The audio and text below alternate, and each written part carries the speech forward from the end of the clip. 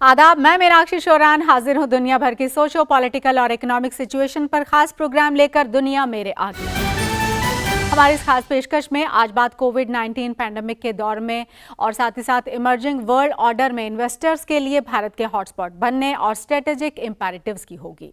जी हां, आज़ादी के महज 73-74 बरस में आज हिंदुस्तान दुनिया के नक्शे पर सबसे बड़ी डेमोक्रेसी, सब कॉन्टिनेंट के सबसे बड़े मुल्क और दुनिया की तेजी से उभरती हुई इकोनॉमी के तौर पर उभरा है। 21वीं सदी में और खासतौर पर कोविड-19 पैंडेमिक के दौर में दुनिया के इन्वेस्टर्स हमारे मुल्क को काफ़ी उम्मीद भरी नजरों से देखते आ रहे हैं। इस बात का इजहार प्राइम मिनिस्टर नरेंद्र मोदी ने ISPF के US इंडिया 2020 समिट में किया है। उन्होंने बताया कि इस साल भारत ने $20 बिलियन का फॉरेन इन्वेस्टमेंट हासिल किया है। इसकी सबसे बड़ी वजह कोविड-19 पैंडेमिक के खिलाफ हमारे मुल्क की बेहतरीन strategy, labour reform, tax transparency के साथ साथ ईज ऑफ डूइंग बिजनेस में सरकार के जरिए लाई गई बेहतरी अहम है, जिसकी बदौलत इंटरनेशनल मार्केट इकोनॉमी में हमारी पोजीशन स्टेबल हुई है। बिजनेस प्रोसेसिंग यानी कारोबारी काम में हमें कामयाबियां मिली हैं। न्यू कम्युनिकेशन टेक्निक्स में हमारे तजुर्बात कामयाब हुए हैं। नेशनल डिफेंस स्ट्रेटेजीज के तहत न्यूक्लियर वेपन्स की तैनातियों में हमारी डिलीवरी कैपेसिटी में खातिर ख्वाह इजाफा हुआ है और ये वजह है कि आज हमारे मुल्क को एक ग्लोबल प्लेयर के तौर पर देखा जा रहा है। और इसी सब पर बात करने के लिए हमारे साथ स्टूडियो में मौजूद हैं दो खास मेहमान। उनसे आपका तारुफ करवाते हैं। एम्बेसडर वीरेंद्र गुप्ता जी हमारे साथ स्टूडियो में मौजूद हैं। Sir, welcome to the studio. और IDSA में senior research fellow doctor Rajiv Nayan, आप भी हमारे साथ स्टूडियो में मौजूद हैं। Welcome to the studio sir. पहला सवाल राजीव नयन जी आप ही से मैं लेना चाहूँगी और आपसे ये जानना चाहूँगी कि प्राइम मिनिस्टर ने जिक्र किया जिस तरीके से कि हमने $20 बिलियन का इन्वेस्टमेंट हासिल किया है, क्योंकि जब हम बात कर रहे हैं कि भारत एक हॉटस्पॉट बन रहा है और इकोनॉमी के लिहाज से लगातार हम इसमें इजाफा देख रहे हैं, तो उसमें इस तरह का बड़ा एक इन्वेस्टमेंट होना, क्योंकि पहले इन्वेस्टमेंट के तौर पर उतनी मुफीद स्थितियां नहीं कही जाती थी, क्या वो स्थितियां मुफीद हो गई हैं, वो एक कारण है? या पोस्ट पेंडेमिक जिस तरीके से चीज़ें बदल रही हैं, ऑर्डर बदल रहे हैं, वो एक बड़ा फैक्टर आप देख रहे हैं कि दुनिया हमारी तरफ देख रही है इन्वेस्टमेंट के लिहाज से? देखिए, आपने जितनी बातें कही सारे सत्य हैं। एक तो दुनिया की हम एक उम्मीद है, दुनिया ऐसा महसूस कर रही है कि भारत जो ठीक है पैंडेमिक के समय में कुछ हमारी आर्थिक प्रगति में तो असर हुआ है, सारे विश्व की आर्थिक प्रगति में असर हुआ है, यहाँ तक कि चीन की जो आर्थिक प्रगति थी उसमें भी असर हुआ है। और बाद में उन्होंने थोड़ा रिकवर किया है, 3 कुछ के आसपास आए हैं वापस। हमारी देखिए आर्थिक प्रगति थोड़ा सांख्यिकी और आंकड़ों से हट जाए तो हमने जो प्रयास किया है वर्षों से, और विशेष करके पिछले 6 वर्ष में हमने अपनी एक आधारशिला रखी है अपने प्रगति की, और उस प्रगति के परिणाम निकल कर आ रहे हैं। और उस प्रगति के परिणाम में हम देख रहे हैं कि हमारी ढांचा, जो हमारा इंफ्रास्ट्रक्चर जिसे हम कहते हैं, उसमें काफ़ी वृद्धि हुई है। और जिस समय चीन और अमेरिका एक अपने ट्रेड वार में शामिल हो गया था, अपने इस युद्ध में जब शामिल था, तो वहाँ से करीब 25 बिलियन से ऊपर 2019 के पहले ही जो 6 महीने में उसने इन्वेस्टमेंट बाहर डाला। और बाहर लाने में उस समय उनकी नज़र थोड़ी हम पर नहीं पड़ी। उस समय वो चले गए थे यूरोप में और वियतनाम में भी गए थे और थोड़ा बहुत ऑस्ट्रेलिया में गए थे। लेकिन बाद में पोम्पियो ने महसूस किया कि भारत जैसा एक महत्वपूर्ण राष्ट्र छूट क्यों गया, और भारत ऐसी कई जो समस्याओं का समाधान प्रदान कर सकता है जो हाई टेक्नोलॉजी में जो उनको चाहिए। तो उसके बाद उनका काफ़ी ध्यान कुछ हमारी तरफ बढ़ा और उन्होंने बड़ी मेहनत की और कहा कि देखिए, भारत के पास इतनी सारी क्षमताएं विकसित हो गई है आधुनिक तकनीकों में, और भारत वियतनाम के साथ मिलकर, भारत किसी से लड़ता तो है नहीं आसपास, आर्थिक समृद्धि के लिए वह सबसे बात करना चाहता है, यहाँ तक कि चीन से भी बात करना चाहता है, पाकिस्तान को भी चाहता है कि साथ मिलकर करे। यह अलग बात है कि उनकी एक अपनी ही विडंबनाओं में वो घिर चुके हैं। तो इसके चलते भारत बाकी राष्ट्रों से भी मिलकर काम करना चाहता है, यूरोप के साथ भी मिलकर काम करना चाहता है। और जो सबसे महत्वपूर्ण बात उभर कर आई, जो आपने जनतंत्र की बात कही, लोकतंत्र की बात कही, माना जाता है कि एक लोकतंत्र का जो जिस तरह से अब राजनीतिक परिस्थिति विश्व भर में उभर कर आ रही है, एक लोकतांत्रिक राष्ट्रों का भी एक समूह बनना, एक जिसे अलायंस कहें या ना कहें, हो सकता है कुछ नियो कॉन्जर्वेटिव्स एक अलायंस ऑफ डेमोक्रेसीज की बात कर रहे हैं, अगर उसे छोड़ भी दे तो महसूस करते हैं कि भारत को यूरोप के बराबर की एक आर्थिक शक्ति के रूप में उभरते देखना है।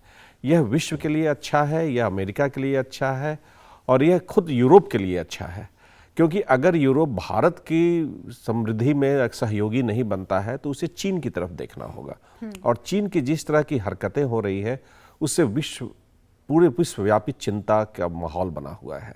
तो इसके आप देखेंगे, इसी परिप्रेक्ष्य में, इसी संदर्भ में आप पाएंगे कि भारत की उपयोगिता, भारत की एक जो महत्व है वह काफ़ी कुछ बढ़कर आगे आई है, और भारत को आने वाले समय में अपने आप को साबित करना है, और इसके लिए हम कृत संकल्प है। हमारे प्रधानमंत्री मोदी जी ने जो बताया कल, वो बहुत ही महत्वपूर्ण बातें हैं। उन्होंने कहा कि हम हर तरफ से, देखिए जब कोविड, पोस्ट कोविड की आप बात कर रहे हैं, कोविड के पश्चात का उभरता हुआ विश्व की बात कर रहे हैं, तो उसमें पाएंगे कि हम हर तरह से हेल्थ, जो विश्व भर की स्वास्थ्य की भी हम चिंता करते हैं, अभी स्वास्थ्य सबसे महत्वपूर्ण है विश्व की प्रगति के लिए और विश्व जो आगे उभरने के लिए, तो हम वहाँ भी सहयोगी हैं। वहाँ भी जो अलायंस बना था वैक्सीन के लिए, उसमें भी हमने छोटा ही सही एक सहयोग दिया था। हमारी जो वैज्ञानिक क्षमता है उसके आधार पर हमने अपना स्वनिर्मित भी वैक्सीन बनाया। हम सप्लाई चेन जिसे हम कहते हैं, बहुत ही महत्वपूर्ण होती है किसी भी अर्थव्यवस्था के लिए, विशेष करके वह अर्थव्यवस्था जो एक दूसरे से जुड़ी हुई है, जिसे हम एक नया टर्म विश्वीकरण या ग्लोबलाइजेशन के नाम से जानते हैं, उसमें भी हम भरपूर सहयोग दे रहे हैं। सप्लाई चेन में भी, ट्रांसपोर्टेशन से लेकर हर एक फील्ड में हमारे लोग जो है आगे बढ़ चढ़कर हिस्सा लिए। अभी जो लंदन में एक बैठक हुई थी, उसमें यह आया कि भारत किस तरह से दुनिया की जो उभरती कोई भी समस्या ही नहीं, समस्याओं का समाधान में भी आगे है, और उसके लोग कितने अंदर तक घुस चुके हैं। यह दर्शाता है हमारी ज्ञान क्षमता, हमारी ज्ञान व्यवस्था, हमारी शिक्षा व्यवस्था, सब धीरे धीरे ही सही, ठीक है हमारी व्यवस्था कुछ अलग थी, उसके तरफ बढ़ रहे हैं और हम उसमें सहयोग देंगे। जी जी। तो वीरेंद्र गुप्ता जी, आपसे मैं ये समझना चाहूंगी कि देखिए जिस तरफ राजीव नयन जी ने इशारा किया वो सब है, और ये लंबे वक्त से हमारे साथ होता रहा है। अगर हम इंडिया को प्लेस करते हैं कभी भी, तो कम से कम जितने भी बाकी मुल्क हैं, हमको एक जिसको हम कहते हैं कि उस लिहाज से नहीं देखते हैं कि हम जिस तरह से आगे बढ़ रहे हैं तो हम दूसरे को नुकसान करके आगे बढ़ रहे हैं। हमारा एक ऑरा रहा है, हमारी एक स्ट्रैटेजी रही है, उसी के अनुसार हम बढ़ते रहे हैं। लेकिन उस लिहाज से मैं आपसे ये जानना चाहती हूँ कि अभी जब हम एक चेंज सिनेरियो की बात कर रहे हैं, तो उसमें हमारे प्रायोरिटीज़ कैसे चेंज हो रही हैं, या हमारी प्रायोरिटीज़ चेंज हो रही हैं, या वर्ल्ड प्रायोरिटीज़ चेंज हो रही हैं, और उसमें हम इंडिया को कहाँ पर किस तरीके से इस्टेब्लिश होते हो, या एक नई प्लेसमेंट के तौर पर, एक इमर्जिंग प्लेसमेंट के तौर पर देख रहे हैं?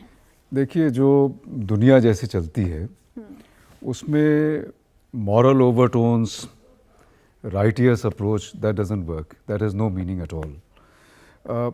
दूसरे देश और दूसरे देश में जो स्थित बिजनेसेस हैं वो चाइना में काम करेंगे या इंडिया में काम करेंगे या वियतनाम में काम करेंगे, वो इस चीज़ पर डिपेंड करता है कि उनकी सरकारें उनको किस तरफ ले जाना चाहती हैं और उनको किस चीज़ में फ़ायदा है।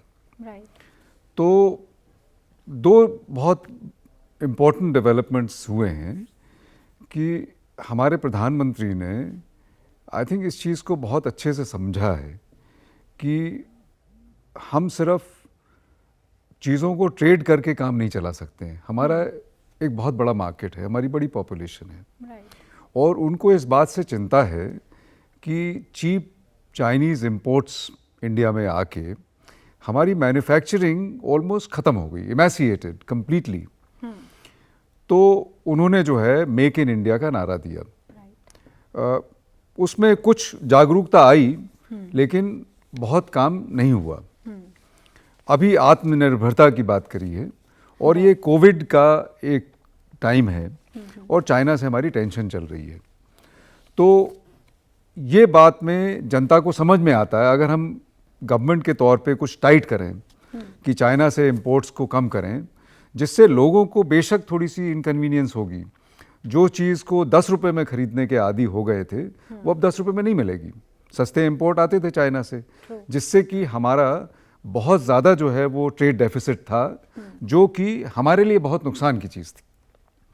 तो अब प्रधानमंत्री उस चीज़ को टाइट कर सकते हैं, क्योंकि चाइना से टेंशन है पॉलिटिकली, तो पॉलिटिकली चाइना से टेंशन है, तो इसलिए हमें चाइना के अगेंस्ट चीज़ें करनी है, चाइना की खिलाफत हम कर सकते हैं और वो पॉलिटिकली अप्रोप्रिएट होगा। जैसे उन्होंने चाइनीज़ ऐप्स बंद कर दिए, काफ़ी सारे चाइनीज़ इन्वेस्टमेंट। मुझे याद है 2007 में मैं फॉरेन इन्वेस्टमेंट प्रमोशन बोर्ड एक होता है, जिसके फाइनेंस सेक्रेटरी चेयरमैन होते हैं, और मैं MEA का नॉमिनी था I was sitting on the board. और कई दफ़ा ये सवाल उठते थे कि चाइनीज़ इन्वेस्टमेंट आया है और क्रिटिकल सिक्योरिटी एरियाज़ में भी आ रहा है, पोर्ट में आ रहा है, उसमें आ रहा है। हमारे रेवेन्यू और सिक्योरिटी एजेंसीज उस मीटिंग में उसके खिलाफ आवाज़ उठाते थे। लेकिन जो सुब्बा राव थे हमारे चेयरमैन उस वक्त, उन्होंने और हमने भी उनको पूरा सपोर्ट किया कि हमें इस वक्त इन्वेस्टमेंट की ज़रूरत है और इन्वेस्टमेंट कहीं से आए। अब हालात बदल गए, चाइना से हमारी खिलाफत शुरू हुई, चाइना से टेंशन शुरू हो गई, तो इस मौके पर गवर्नमेंट ऐसे स्टैंड ले सकती है और लिए हैं। मैं बहुत खुश हूँ कि गवर्नमेंट ने इसमें जागरूकता दिखाई है और चाइनीज़ इन्वेस्टमेंट को क्रिटिकल एरियाज़ में रोका है। तो कुछ इस तरीके से, जैसे कि प्रधानमंत्री की तरफ से ये बहुत बड़ा इशारा हुआ है कि अपने यहाँ मैन्युफैक्चरिंग करनी है अपनी रिक्वायरमेंट्स को मिलाने के लिए। दूसरी बहुत डेवलपमेंट ये हुई है कि दुनिया ने समहाउ एक सुस्तपने में, मैं कहूँ कि आसान तरीका है, सब लोगों को सस्ती सस्ती बढ़िया चीज़ें मिल रही थी, वो चाइना से आ रही थी, तो सारी सप्लाई चेन्स वो चाइना में कॉन्सेंट्रेटेड हो गई। सिर्फ इसमें चाइनीज़ की कोई चालाकी है मैं ये नहीं कहता, लेकिन उन्होंने उनका इंफ्रास्ट्रक्चर बहुत अच्छा बनाया, गवर्नमेंट की तरफ से उन्होंने सुविधाएं दी सबको, उनकी वर्क कल्चर डेवलप हुई। तो अब क्या हुआ, कोविड के बाद में एकाएक लोगों को ये नज़र आया कि ये तो बड़ी बेकार चीज़ हो गई कि हम चाइना पे इतने डिपेंडेंट हो गए। हमें अगर आज मास्क चाहिए, हमें आज अगर वेंटिलेटर चाहिए, हमें अगर आज PPE सूट चाहिए, हम बनता ही नहीं कहीं पे, सिर्फ चाइना से आता है। तो at the political level and at the level of people, लोगों में ये सेंसिटाइजेशन हुआ कि भाई ये चीज़ ठीक नहीं है। तो सप्लाई चेन्स को अब जो बड़े बड़े कॉर्पोरेट्स हैं वो भी थोड़ा बहुत जो पब्लिक ओपिनियन है और जो पॉलिटिकल लीडर्स की जो सोच है उसको टोटली नज़रअंदाज नहीं कर सकते हैं। तो उनको भी लगता है कि नहीं, कुछ सप्लाई चेन्स को हमें चेंज करना चाहिए। तो सरकार के तौर पे जो वेस्टर्न गवर्नमेंट्स हैं, मॉनेटरी इंसेंटिव के तरीके से वो ये चाहते हैं कि सप्लाई चेन्स को थोड़ा सा चाइना से हटाया जाए, जिससे डाइवर्सिफिकेशन हो, जो उनके स्ट्रेटेजिक इम्पेरेटिव्स के लिए अच्छा हो। क्योंकि किसी पे भी क्रिटिकल डिपेंडेंस बहुत ज़्यादा रखना वो अच्छी बात नहीं है, खासकर ऐसे मुल्क में जो कि हमारे खिलाफ जो है स्ट्रेटेजिक खड़ा हुआ है, जो कि दुनिया में उभर के एक number 2 political and military power की तरह से सामने आया है और अमेरिका को टक्कर दे रहा है। अमेरिका माने वेस्टर्न वर्ल्ड को जो है वो टक्कर दे रहा है। तो ऐसा कंट्री के ऊपर हम पूरी निर्भरता रहे, ये आपकी एक स्ट्रेटेजिक वीकनेस है। तो वो लोग चाहते हैं पॉपुलर ओपिनियन, अगर आप पॉपुलर ओपिनियन कहें तो पॉपुलर ओपिनियन आज की तारीख में बहुत ख़राब है। अमेरिका में कुछ लोग मुझे ये भी सजेस्ट कर रहे थे कि इतनी भी हालत हो सकती है कि हेट क्राइम शुरू हो सकते हैं against people of Chinese origin, because उनको लगता है कि ये जो हम आज तबाही देख रहे हैं कोविड में, ये सब चाइना की तरफ से आया है। तो ऐसी सिचुएशन में ये डिटर्मिनेशन हो रहा है कॉर्पोरेट वर्ल्ड से, वेस्टर्न गवर्नमेंट से, एट द पॉपुलर लेवल कि भाई सप्लाई चेन्स को चाइना से हटाओ। आसान नहीं है, उसमें हमारे लिए एक नया मौका खुला है। और मैं समझता हूं कि अगर हमारे यहाँ पॉलिसीज ठीक रहेंगी, हमें कॉम्प्लेसेंट नहीं होना है। हम ये कहें कि साहब ऑटोमेटिकली सारी मैन्युफैक्चरिंग जो हट रही है वहाँ से, जो इन्वेस्टमेंट्स हटेंगे वो चाइना में आ जाएंगे, ऐसा नहीं होगा, इंडिया में आ जाएंगे। क्योंकि हमको ये मान के चलना चाहिए कि और बहुत सारे मुल्क हैं जो कि वेट कर रहे हैं, जो कि अप्रोप्रिएट डेस्टिनेशन साबित हो सकते हैं। Right. तो हम एक कंपटीशन में हैं। इंडिया, जैसे राजीव जी ने बताया, डेमोक्रेटिक वर्ल्ड है। आज हमारी जो परसेप्शन है वर्ल्ड में, अगर 15-20 साल से पहले के कंपैरिजन में करें तो आज हमारी परसेप्शन बहुत फर्क हो गई है। Change हुई है। पहले हम जो है सोवियत यूनियन के साथ में, रशिया के साथ में, हम जो है वेस्टर्न वर्ल्ड के खिलाफत में देखे जाते थे। तो western countries and those countries जो कि वेस्टर्न कंट्रीज के साथ में चलते हैं, जो कि वेस्टर्न कंट्रीज के हिसाब से सोचते हैं, जैसे south east Asian countries, right right. Singapore अपना डिसीजन लेने से पहले ये देखता है कि अमेरिका क्या डिसीजन लेता है, अमेरिका की सोच क्या है।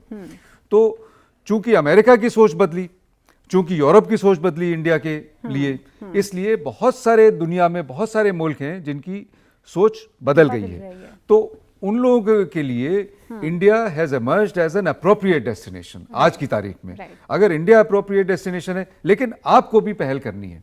ये हमको अपने जो मैन्युफैक्चरिंग क्लाइमेट, अभी भी खबरें सुनने में आती हैं कि अगर इंडिया में किसी को इंडस्ट्री लगानी है तो उसको 25 लाइसेंस लेने पड़ते हैं, 25 परमिशन लेनी पड़ती है, 2 महीने तक काम होता है। चाइना में करनी है तो 2 दिन में काम हो जाता है।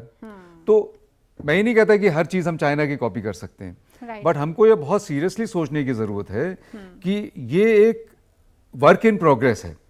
हमको अपनी manufacturing investment climate, manufacturing practices के लिए जो अप्रूवल्स हैं, रेगुलेटरी अप्रूवल्स, उन सबको और सिंप्लीफाई करना पड़ेगा। Ease of business is a continuing process.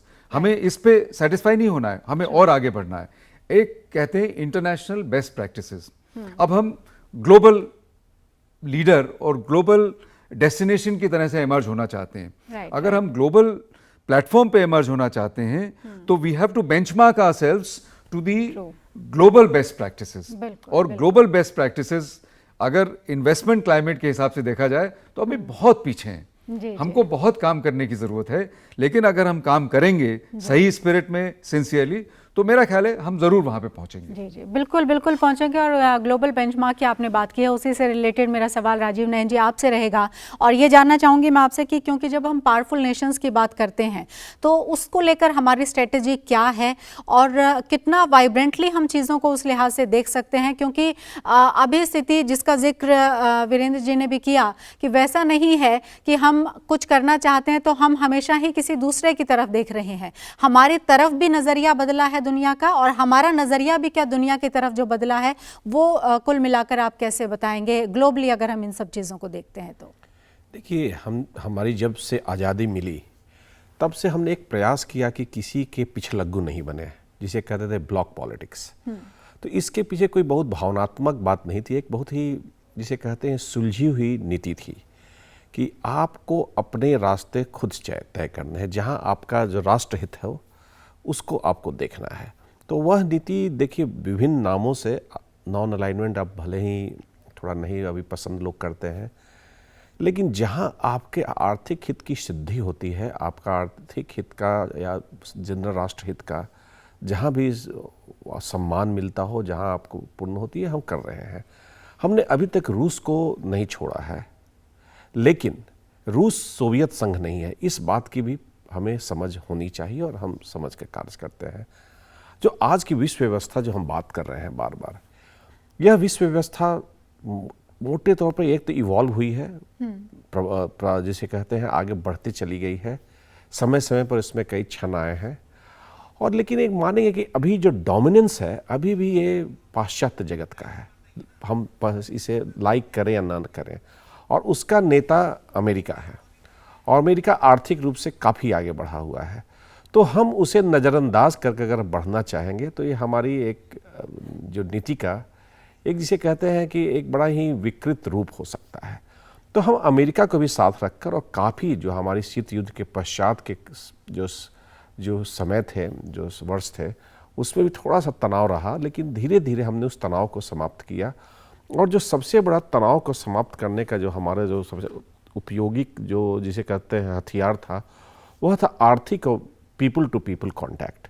इन दोनों से हम आगे बढ़ते गए। आज के दिन में हमारी सामरिक समझ है, हमारी हर तरह से समझ है, और हम आगे बढ़ते जा रहे हैं। तो देखिए अभी स्थिति क्या है, हम चीन के साथ भी बातचीत की, वुहान स्पिरिट की जो भी बात की हम बार बार करते हैं, हमने प्रयास किया। अब भले ही चीन की अपनी एक अलग मनसा हो, अपना एक नया विश्व दृष्टि हो, और जिससे वह पूरी दुनिया को प्रताड़ित कर रहा है, ताइवान से लेकर साउथ चाइना सी के देशों से, लेकिन हमने उनसे भी बिजनेस करने का प्रयास किया, हमने सब कुछ किया। अभी भी हम अगर वो जो अप्रैल के जो 2020 के बॉर्डर जो स्थिति थी उस पर स्टेटस को मेंटेन करते हैं, तो हमें कोई आपत्ति नहीं होगी उनसे हम फिर से बिजनेस करने का। तो हम दुनिया भर से बातचीत की, जो एक नया फ्रेज आ रहा है मल्टी अलाइनमेंट, यद्यपि इस फ्रेज से मुझे थोड़ी सी आपत्ति है, आप बार बार अलाइनमेंट की बात करने लग जाते हैं। आप अलाइनमेंट में मत फंसिए, आप अपने जिससे आपकी सिद्धि हो सकती है, आपके हितों की, उनके साथ आप बातचीत कीजिए, उनसे व्यापार कीजिए। और सुरक्षा का देखिए, आपके पास कोई आपकी सुरक्षा के ठेकेदारी लेने नहीं आएगा, आपको उस पर आत्मनिर्भर बनना होगा। आपको जैसे अभी प्रधानमंत्री ने स्वावलंबन की बात की है, यह बड़ी पुरानी नीति है। देखिए हमारे पास मिसाइल्स जो आपने शुरुआत के अपने परिचय में बोला था, और न्यूक्लियर वेपन्स, कोई भी राष्ट्र हमें देने नहीं गया, हमें अपने से बनाना पड़ा।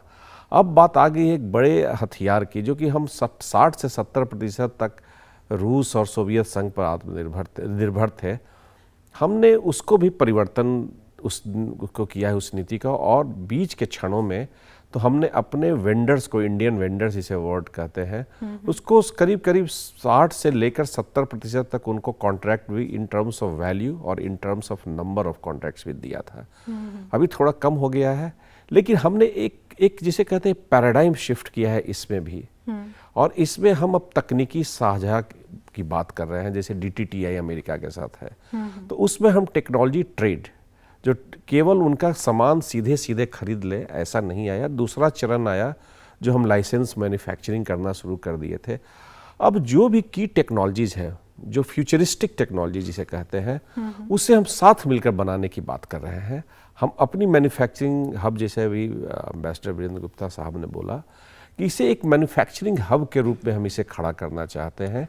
यह एक ट्रांजिशन का फेज है, बाद में आपको नेक्स्ट स्टेज ऑफ टेक्नोलॉजी को आपको लाना होगा। अगर नहीं लाएंगे तो आप केवल मैन्युफैक्चरिंग करके और लाइसेंस प्रोडक्शन करके नहीं बढ़ सकते हैं। तो एक बड़ी ही जो एक जटिल समस्या थी, एक जटिल जो एक प्रयोग था, उसे किया जा रहा है। उसमें कुछ में परिणाम अच्छे आ रहे हैं, हो सकता है कुछ में परिणाम उतने अच्छे नहीं आ रहे हैं। तो जहां अच्छे परिणाम नहीं आ रहे हैं उस पर हमें कार्य करने की आवश्यकता है।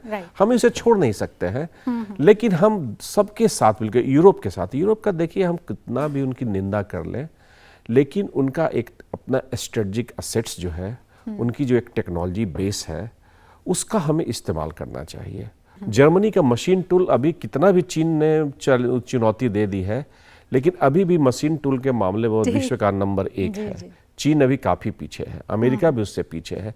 तो इस तरह से हम विभिन्न दुनिया के देशों से, चाहे इंग्लैंड, जिसकी जो खूबी है, हम उसके साथ काम करें। बहुत ही अच्छी ये बातचीत रही। बहुत शुक्रिया सर, आप आए वक्त निकालकर स्टूडियो में, शुक्रिया आपका। और वीरेंद्र गुप्ता जी, आपका भी बहुत बहुत शुक्रिया स्टूडियो में आने के लिए।